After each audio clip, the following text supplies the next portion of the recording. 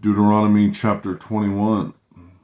If one be found slain in the land which the Lord thy God giveth thee to possess it, laying in the field, it be not known who hath slain him, then the elders and thy judges shall come forth, and they shall measure unto the cities which are round about him that is slain. And it shall be that the city which is next unto the slain man, even the elders of that city, shall take a heifer which hath not been wrought with, and hath not drawn in the yoke, and the elders of the city shall bring down the heifer unto a rough valley, which is neither eared nor sown, and shall strike off the heifer's neck there in the valley.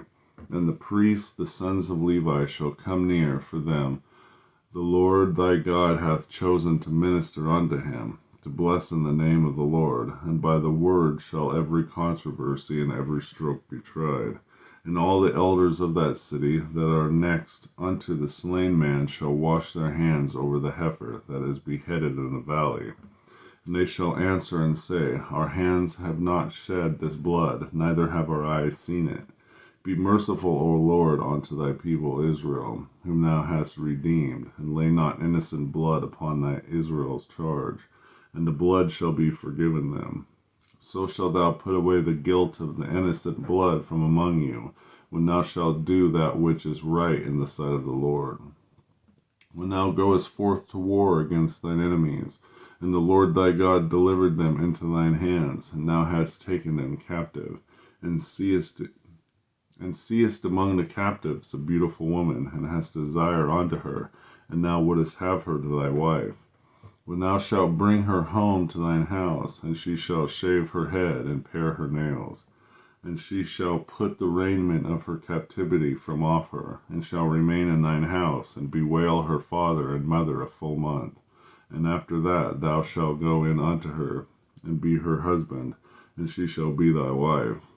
And it shall be, if thou have no delight in her, then thou shalt let her go whither she be.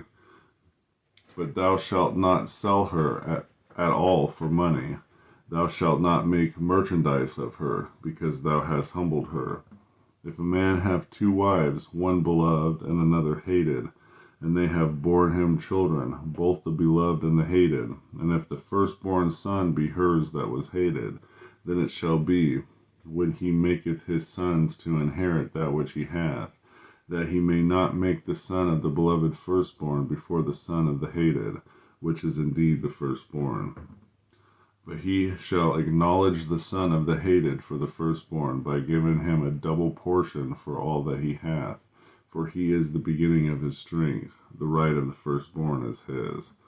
If a man have a stubborn and rebellious son, which will not obey the voice of his father, or the voice of his mother, and that they have chastened him, will not hearken unto them, then shall his father and his mother lay on hold on him, and bring them unto the elders of the city, and unto the gate of this place.